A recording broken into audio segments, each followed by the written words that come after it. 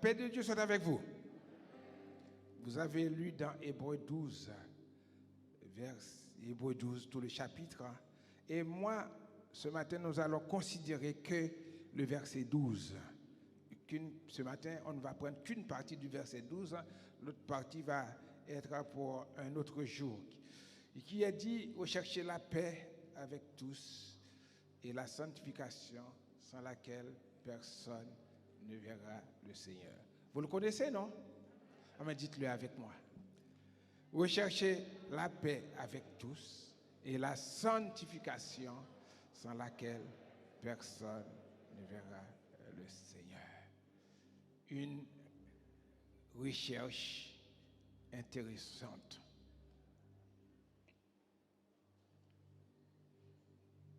À cause de l'introduction du péché dans le monde, l'homme est devenu comme une boussole qui a perdu le nord.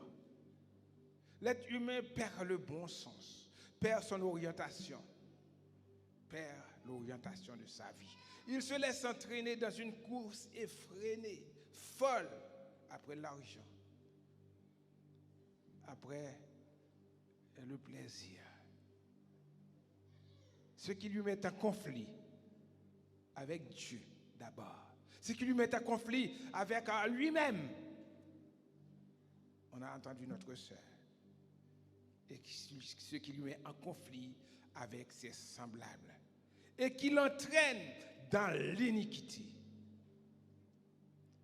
Pour se retrouver pleinement en conformité totale avec lui-même et avec le Créateur, l'homme doit s'orienter à la recherche de la paix et de la sanctification. Quelles sont les raisons qui font que la recherche de ces deux éléments est si importante? Ce matin, on va aborder seulement la recherche de la paix. Et prochainement, on va voir la recherche de la sanctification. Au moyen de la parole de Dieu, nous allons étudier trois raisons qui font que la recherche de la paix, ou le cœur de l'orange. On va chanter plein de paix avec moi. Et de la sanctification est importante.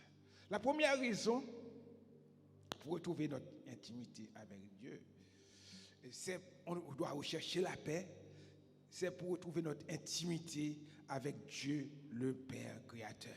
La deuxième raison, c'est pour mener une vie intérieure, paisible, pour jouir une paix ineffable avec soi-même.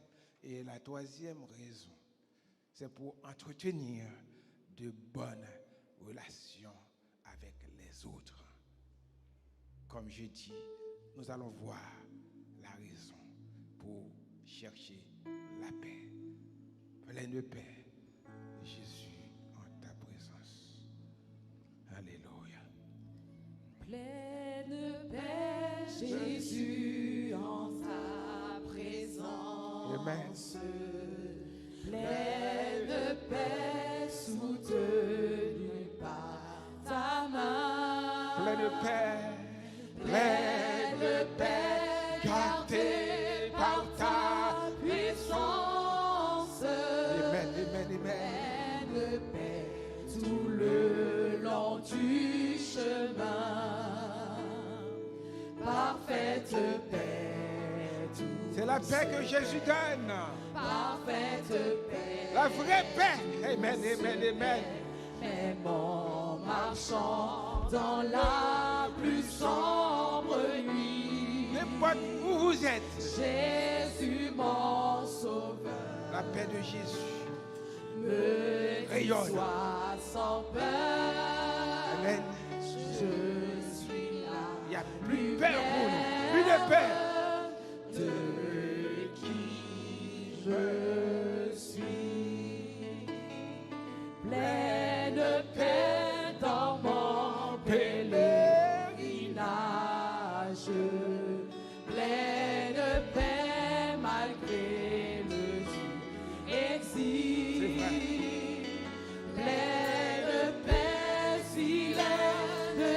l'ennemi nous attaque, alléluia, on est en paix quand on est avec le Seigneur.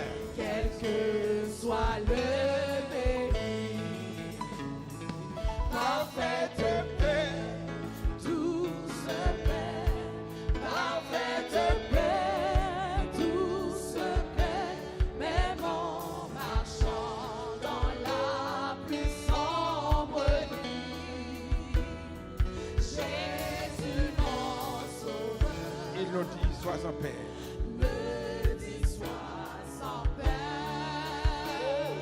je suis la lumière de qui me suit. Pleine paix au fort de la bataille. Chantez avec nous. Si vous êtes en paix, si vous avez la paix de Jésus avec vous, la paix de Jésus en vous, chantez. Satan m'assaille, pleine de paix sur les flots agités. Parfaite paix, Amen. tout se paie. Parfaite Quelle paix, tout se paie, même en marchant. quelle immense paix. La plus sombre nuit. Jésus mon sauveur, Alléluia. N'ayez pas peur. petit soir, Il nous donne la paix. je suis la lumière de qui me suit. Alléluia. Alléluia. Alléluia. Nous devons rendre gloire à notre Seigneur qui nous donne la paix. Une recherche intéressante, une recherche valorisante, la recherche de la paix et de la sanctification. Pourquoi doit-on rechercher la paix? Parce qu'on vit dans un monde troublé à cause des problèmes. L'homme est troublé à cause de l'insécurité ambiante, à cause du chômage, à cause des maladies, à cause de la mort. L'homme vit dans l'anxiété, peur de l'avenir. On a eu beaucoup de choses qui se passent. Gilets jaunes, et maintenant, Covid-19, une maladie que les hommes n'arrivent pas à exterminer. Il y a beaucoup de choses on voit qu'il y a du trouble. Coup d'État en Birmanie, et manifestations violentes en Birmanie aussi.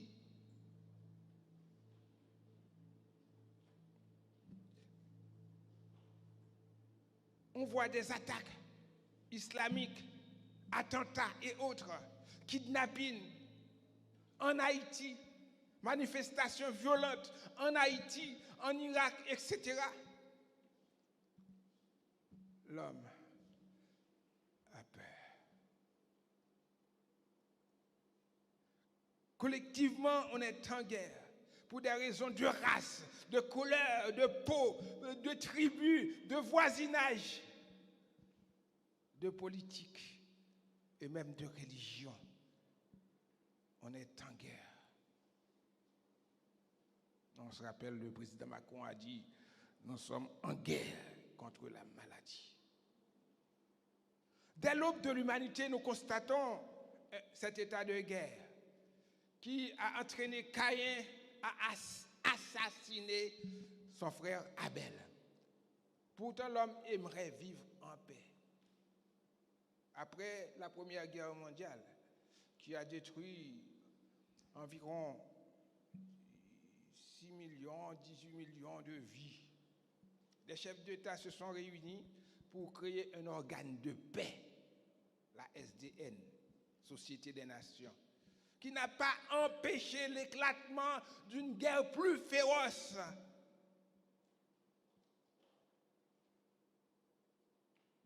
La Deuxième Guerre, qui a tué beaucoup plus de personnes, environ 60 millions. Et après, ils ont décidé de créer l'ONU, l'Organisation des Nations Unies, dans l'optique d'empêcher la guerre. Mais parfois, on voit c'est l'ONU qui mandate la guerre, comme la guerre qui s'est faite en Yougoslavie et la première guerre du Golfe était mandatée par l'ONU. Donc les hommes, les organismes sociaux ou politiques ne peuvent pas engendrer la paix, ne peuvent pas donner la paix. Nous voyons le pape en Irak qui est parti à Ur en Chaldée pour propager la paix, mais le pape ne peut pas donner la paix. La paix, c'est quoi? La paix. Le mot hébreu qui nous donne paix, c'est shalom, qui veut dire absence de conflit, de désordre ou de trouble. La paix est un élément du royaume de Dieu. D'après Romains 14, verset 17. C'est le royaume de Dieu, ce n'est pas le manger, le boire, c'est la paix, c'est la justice, etc., etc. Un commentateur biblique déclare: Shalom est l'harmonie retrouvée d'un état sain, de bien-être, du fait d'avoir du succès de tous les domaines de la vie. C'est l'harmonie retrouvée. La paix, en grec, c'est traîner, et pax en latin. C'est la quiétude du cœur, de l'esprit, basée sur la prise de conscience que tout est en ordre avec le croyant, entre le croyant et le Père céleste. Tout est en ordre, d'après Donald Stamps. Nous voyons que la paix est importante. La première raison pour chercher la paix, c'est pour retrouver notre intimité avec Dieu. Frères et sœurs, sans Dieu, sans intimité, sans une relation personnelle avec Dieu, on ne peut pas être en. Vous n'êtes pas là. On ne peut pas être en paix. Dieu est Dieu de paix, vivre de la guerre, est en opposition avec lui. L'apôtre Paul décrit l'état de l'homme à cause du péché dans Romains 3, verset 11 à 17. Romains 3, verset 11 à 17. On voit l'état de l'homme. Projectionné sur en retard. Et non, nous allons le chercher. Romains 3, verset 11 à 17. Voilà ce qui est écrit. Voilà l'état de l'homme sans Dieu. L'homme est perdu. L'homme est devenu méchant. Nul n'est intelligent, nul ne cherche Dieu. Tous sont égarés, tous sont pervertis. Il n'en est aucun qui fasse le bien, pas même un seul. Leur gosier est un sépulcre ouvert. Ils se servent de leur langue pour tromper. Ils ont sous leurs lèvres un venin d'aspic. Leur bouche est pleine de malédictions, d'amertume.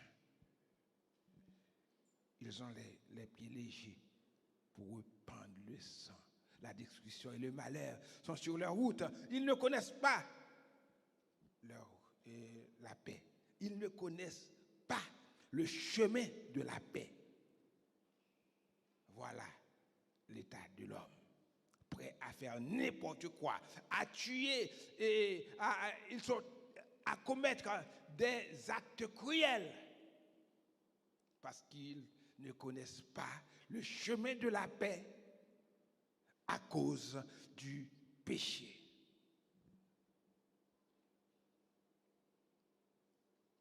Dans Genèse 6, versets 11 à 12, Dieu constate que la terre était corrompue, remplie de violence. Et il déclare dans Ésaïe 48, verset 22, Ésaïe 57, verset 21, il n'y a point de paix pour les méchants. Amen. Il n'y a point de paix, pas de la paix pour les gens qui ont fait méchance. Est-ce que nous là? Sous méchant, et puis le monde n'est pas en paix, c'est parce qu'on est méchant. Il n'y a point de paix pour les méchants. L'homme aimerait avoir la paix, mais il la cherche mal. Voilà ce qui est dit, qui vis pachem, para bellum. Celui qui veut la paix, prépare-la. Pour me faire en paix avec un tel, moi je dois montrer un pigot nègre. Je dois me montrer plus grand, plus fort. Je dois être plus armé que lui pour lui montrer que je suis en paix. Pour être en paix avec lui. C'est pourquoi les nations se dotent d'armes nucléaires, d'armes de destruction massive, Et si nous citons un exemple, la Corée du Nord, qui organise de grandes parades pour montrer au monde son arsenal. Arsenal, c'est ses armes, ses capacités pour détruire, atteindre l'Amérique et d'autres pays alliés. Frères et sœurs, c'est l'homme. Je dois te montrer que je dois avoir plus d'arguments que toi. Moi, j'ai plus d'arguments pour me gagner la paix, c'est à moi ça. Moi, puis qu'on jouerait, je peux plus injurier que toi. J'ai des mots plus blessants. C'est notre âme parfois pour pouvoir avoir la paix. Nous devons comprendre, frères et sœurs, Dieu nous procure la paix en Jésus. C'est Jésus seul qui nous donne la paix. C'est en lui seul qu'on peut trouver la paix. Il y est dit dans Romains 5, verset 1er, qui était l'un des versets de la lecture sur El Shaddai il y a quelques semaines. Étant donc justifiés par la foi, nous avons la paix avec, alléluia, en Jésus-Christ. Moi, je ne peux pas vous donner la paix. La personne qui peut vous procurer la paix, c'est Jésus. Jésus est celui qui est prévu pour apporter la paix réelle dans la prédiction de sa naissance. Ésaïe l'a appelé prince de paix. Ésaïe 9, verset 5. Car un enfant nous est né, un fils nous est donné. On l'appellera admirable, conseiller, Dieu puissant, Père éternel et prince de la paix. C'est lui qui est prévu. Satan pas qu'à boire la paix. Alcool pas qu'à boire la paix. Les choses de ce monde, la drogue ne peut pas vous donner la paix. Celui qui est prévu pour donner la paix, c'est Jésus de Nazareth. Et à sa naissance, les anges se sont réunis dans le ciel pour chanter, car un enfant nous est né, un fils nous est donné. À l'annonce de sa naissance, au berger, l'armée des cieux a proclamé gloire à Dieu dans les cieux, très haut, et paix sur la terre parmi les hommes qu'il agrée. Alléluia! Alléluia! Pour avoir la paix, il faut avoir Jésus. Dieu en Christ réconciliait le monde avec lui. Éphésiens 2, versets 14 à 17. Car Jésus, ce il-là remplace Jésus. Il est notre paix. Lui qui des deux n'en a fait qu'un et qui a renversé le mur de séparation, l'inimitié. Amen. Ayant anéanti par sa chair la loi des ordonnances de ses prescriptions afin de créer en lui-même, avec les deux, un seul homme nouveau en établissant la paix et de les réconcilier l'un et l'autre en un seul corps avec Dieu par la croix, en détruisant par elle l'inimitié. Alléluia. Amen, amen, amen, amen. Jésus nous offre la paix par l'œuvre de la croix. Il nous a rachetés et il nous a réunis Des deux, il n'en a fait qu'un. Que l'on soit juif, que l'on soit, etc., n'importe quelle race. En Jésus, et en Jésus seul, vous pouvez trouver la paix. Amen. Colossiens 1, versets 17 à 20. Jésus établit la paix par le sang de la croix, à travers sa mort et sa résurrection. Jésus a désarmé les puissances et les autorités hostiles pour rendre ainsi la paix. Il brise les barrières et les sources de conflit au calvaire. Il a tout fait ça. Il a fait tout ça. Il brise les barrières, les sources de conflit. Combien de sources de conflit qu'il y a entre nous? Pour rien, on est en colère. Notre soeur vient de le déclarer là. Pour rien. On veut se battre, on veut insulter, on veut injurier, on veut frapper. Pour rien.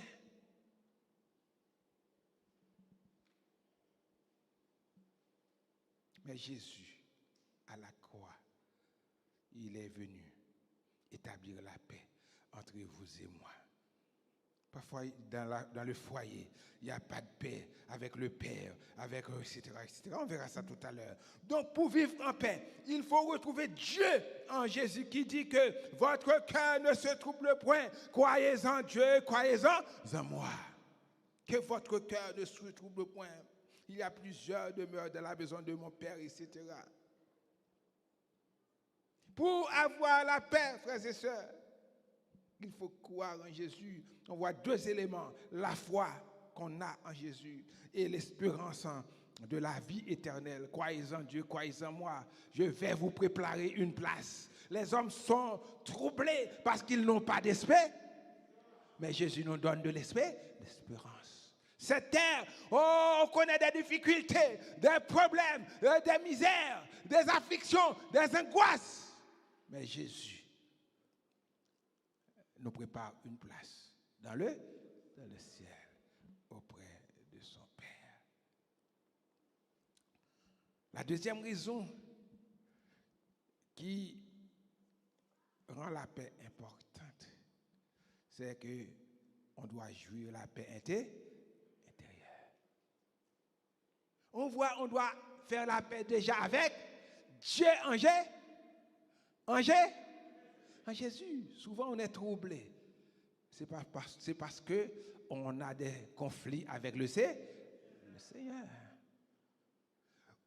On doit régler ses affaires avec le Seigneur pour être en paix. On doit lui donner notre vie. Nous devons lui donner notre vie. Régler, causer avec l'Éternel pour qu'on paix, frères et sœurs. By Jésus la vie. Donnez votre vie au Seigneur. La paix intérieure se réalise après avoir fait la paix avec Dieu. Comme il est dit dans l'Écriture. Luc 8, verset 22 à 25. On trouve que Jésus, il monta dans une barque avec ses disciples. Il leur dit, passons de l'autre côté du lac, et ils partirent. Pendant qu'ils naviguaient, Jésus s'endormit. Un tourbillon fondit sur le lac. La barque se remplissait d'eau et ils étaient en péril. Ils s'approchèrent et le réveillèrent en disant, Maître, nous périssons. S'étant réveillés, il menaça le vent et les flots qui s'apaisèrent et le calme revint. Puis il leur dit, où est votre foi? Saisis de frayeur et d'étonnement, ils se dirent les uns aux autres, quel est donc celui qui commande même au vent et à l'eau et à qui ils obéissent? Amen. Qu'est-ce qu'on voit là? Les disciples étaient troublés à cause du vent, à cause de la tempête. Mais Jésus, qui est le Dieu de paix, qui vivait la paix, qui était la paix même, il s'endort, l'abdomen. Il s'endormit. Alors les autres sont troublés. Ils sont troublés parce qu'ils n'avaient pas la paix intérieure. Mais celui qui avait la paix intérieure, le vent, tout se passe. Et il restait en paix. Il n'était pas troublé. Et il est réveillé pour leur montrer sa puissance. Il a dit au vent de se taire. Et tout était devenu calme. Alléluia. Alléluia. Il y a un exemple, quand je prêche sur la paix, je donne toujours, c'était l'exemple de la canne au bord du rivage. La mer est démontée, beaucoup de vent, mais les petits, les enfants, les bébés cannes, les canetons étaient sous les ailes de la mer.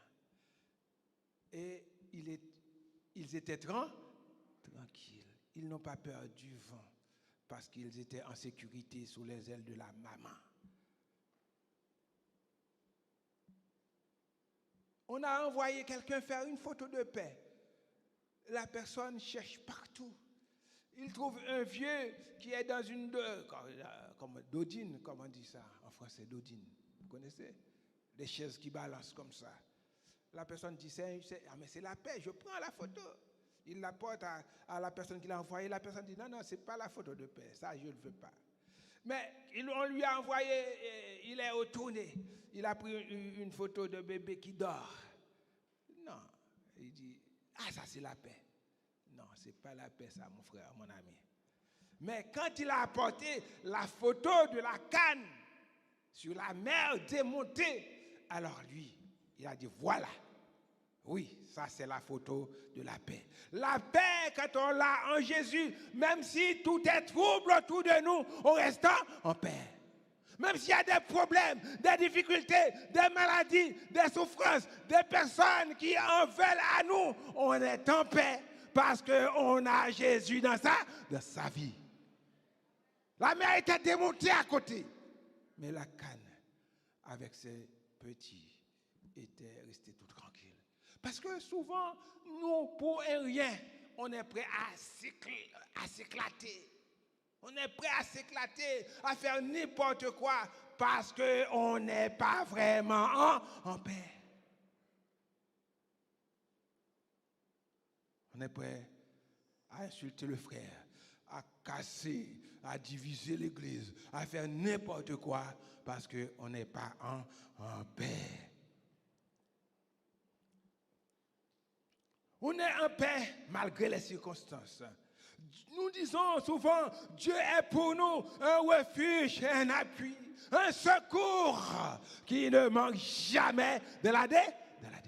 On est en paix parce que nous savons, comme il est dit dans Somme 91, celui qui demeure sous l'abri du Très-Haut repose à l'ombre du Dieu Tout-Puissant. On n'a peur de rien parce que El Shaddai est là. Alléluia! On n'a peur de rien parce que le Tout-Puissant est là. Yahvé Shabbat est là. Il défend nos causes. Souvent nous sommes trop grands, trop forts, trop intelligents pour nous défendre. Il faut laisser la cause entre les mains du Seigneur. Nous chantons, la victoire est à nous, la bataille est au Seigneur. Mais souvent, nous ne laissons pas le Seigneur mener la bataille. On est trop fort, trop intelligent, trop puissant. Nous prenons le combat. Pour le montrer où ça me pèse. Je fais reconnaître qu'il laisse moyen. Avec Dieu en Jésus, nous n'éprouvons plus de peur, mais la paix. Car Jésus a dit dans Jean 14, verset 27, Dieu vous laisse la paix, je vous donne ma paix. Je ne la donne pas comme le monde là. Que votre cœur ne se trouble point et ne s'alarme point.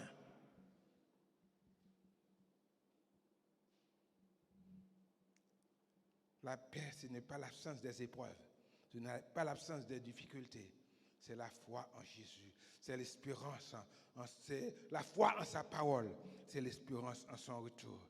Il nous dit, Philippiens 4, verset 5 à 7, que votre douceur soit connue de tous les hommes.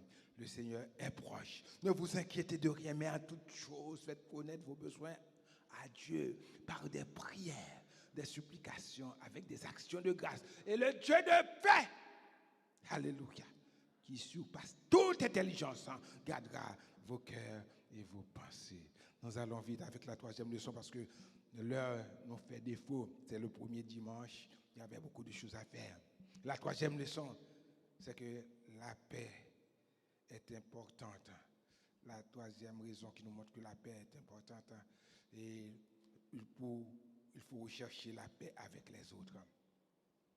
La Bible déclare dans Romains 12, verset 15, « Autant que cela dépend de vous, soyez en paix avec tout le monde. » Ça signifie que nous devons chercher la paix. C'est important pour vivre avec le prochain, dans la famille, avec sa femme, avec son voisin, avec son collègue au travail, son collègue à l'école, avec ses amis en général, et parfois même ses ennemis. On doit rechercher la paix. Il faut rechercher la paix avec tous. 1 Pierre 3, verset 10 à 11. Et il est écrit, si quelqu'un, en effet, veut aimer la vie et voir les jours heureux, qu'il préserve sa langue du mal et ses lèvres des paroles trompeuses, qu'il s'éloigne du mal et fasse le bien, qu'il recherche la paix et la poursuive. Qu'il recherche la paix et la poursuive. Le chrétien doit être un promoteur de la paix. Un promoteur de la paix. Il cherche la paix, il poursuit la paix. Le chrétien doit être un artisan de paix.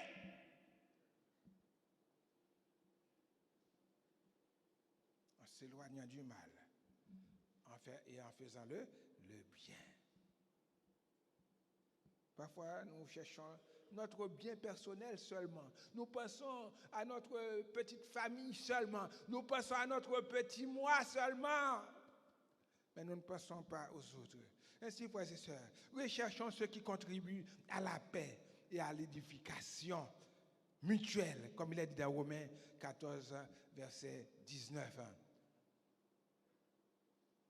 Matthieu 5, 10, verset 9 déclare, « Heureux ceux qui procurent la paix, car ils seront appelés fils de Dieu. » Pour être en paix, frères et sœurs, avec les autres, il ne faut pas être orgueilleux, il ne faut pas être égoïste, il ne faut pas être jaloux, il ne faut pas être cupide, médisant, querelleur, il ne faut pas être colérique. Il ne faut pas être anxieux, revanchard, pour vivre en paix avec les autres. Pour vivre en paix,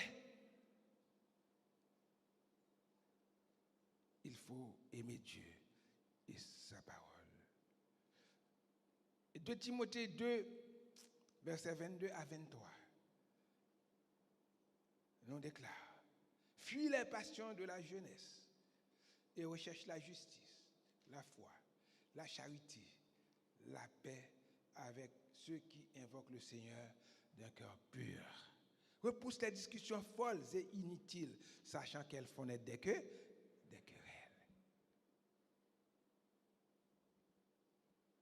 On dit, fuis les passions de la jeunesse. Mais moi aussi, je peux être passionné comme les jeunes, avoir des passions de la jeunesse. Ce n'est pas seulement aux jeunes. C'était à un jeune Timothée, oui. Mais nous aussi, tout le monde doit fuir les passions folles de la jeunesse. Pour pouvoir retrouver la paix avec les autres, rechercher ce qui contribue à la paix. Repousse les discussions folles. Parfois, on a discuté, on ne sait pas même pour qui ça a discuté. Chercher problème, on cherche des problèmes. Là où il n'y a pas de problème. Pour être en paix, il faut cultiver l'amour, la joie, la tolérance, la compréhension. Il faut essayer de comprendre l'autre là pour être capable en paix. Il faut être capable de tolérer, il faut être capable de remettre. Il faut avoir une bonté dans nous-mêmes. Il faut la bonté, la prévoyance. Il faut l'empathie. Voilà un mot. L'empathie. L'empathie, c'est pouvoir se mettre à la place de l'autre. Parfois, on juge, on condamne. mais sans se mettre à la place de l'autre. Il faut avoir de l'empathie. Si on n'a pas de l'empathie, on va voir tout ce que l'autre fait, ça n'a pas de valeur. Frères et sœurs, l'argent n'octroie pas la paix. L'argent n'octroie pas la paix. Proverbe 17, verset 1er, il est déclaré, il est écrit, mieux vaut un morceau de pain sec avec la paix qu'une maison pleine de pain avec des querelles. Mon cap gourmet, mon cap jouré. Il y a des querelles physiques, il y a des querelles de langage aussi. Le rang social ne donne pas la paix.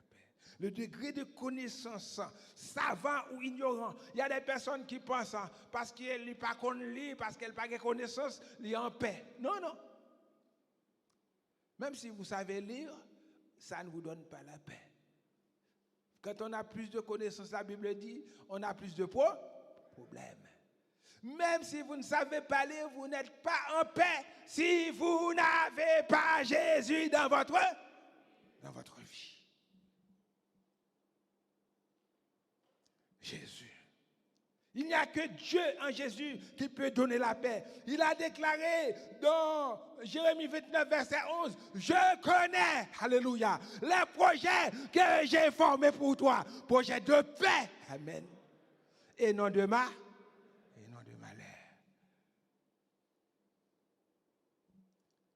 Projet de paix et non de malheur. N'aimeriez-vous pas en ce moment entrer dans le projet de Dieu, le projet de paix? Dieu veut vous donner la paix. On peut être à l'église longtemps. On peut être des ouvriers, des ouvrières, mais on n'est pas en paix. On ne vit pas la situation d'une paix parfaite. On n'est pas dans la plénitude de la paix comme on vient de chanter. Pleine paix, Jésus, en ta présence. Alors, pour être vraiment en paix avec Dieu, avec soi-même et avec les autres, il faut donner sa vie à Jésus. Dieu vous invite ce matin, car il vous promet d'ouvrir une source abondante de paix. Dans Jérémie 6, verset 33, venez à lui ce matin. Adultes, jeunes, adolescents, venez à lui. Célibataires, mariés, venez à lui. Vous pouvez chanter comme un fleuve immense est la paix de Dieu. Puis, etc., il avance, etc. Riches, pauvres, venez à Jésus. Étudiants, ouvriers, venez à Jésus. Venez pour avoir la paix. Que le Dieu de l'espérance soit avec vous, frères et sœurs. Pour vivre en paix, il faut être unis à Christ par la foi. Comme il est dit dans Romains 5, verset 1er qu'on a cité. Étant donc justifiés par la foi, nous avons la paix avec Dieu. Pour vivre en paix, nous devons marcher dans l'obéissance à la parole de Dieu. On va lire Lévitique 26, verset 3 à 6. Il dit,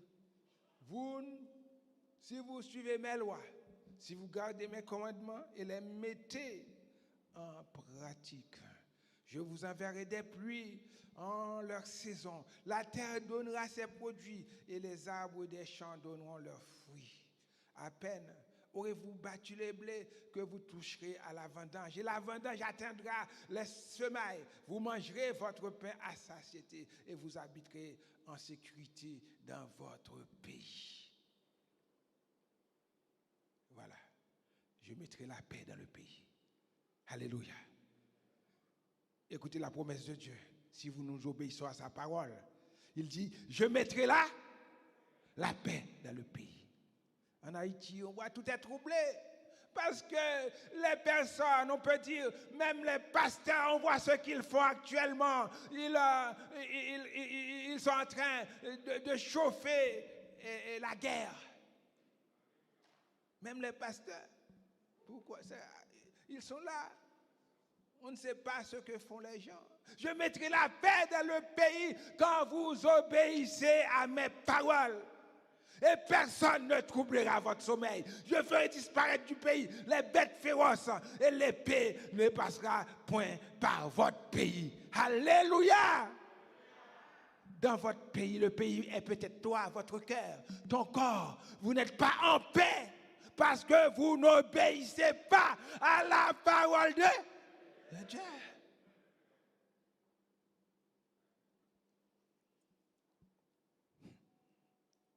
Il faut aussi mener une vie guidée par le Saint-Esprit. Galates 5, verset 22. Nous devons porter du fruit, le fruit de l'Esprit. Et le troisième fruit, c'est la paix. Amen. Il dit le fruit, l'amour, la joie, la paix. Le troisième fruit qu'on doit porter, c'est la paix. Frères et sœurs, je ne connais pas qu'est-ce qui vous trouble. Alors, je vous conseille de donner votre vie à Jésus, de rechercher l'intimité avec notre Seigneur pour avoir la paix. C'est la première raison. La deuxième raison où il faut chercher la paix, rechercher la paix et la sanctification. La deuxième raison qui nous pousse à rechercher la paix, c'est pour avoir la paix avec nous-mêmes. Et la troisième raison, c'est pour avoir la paix avec soi-même. La paix aussi, la troisième raison, c'est pour avoir la paix avec les autres. Mais seul, il y a la base, le fondement de la paix, c'est Jésus. Sans la paix avec Jésus, on ne peut pas éprouver la vraie paix. Que Dieu vous bénisse.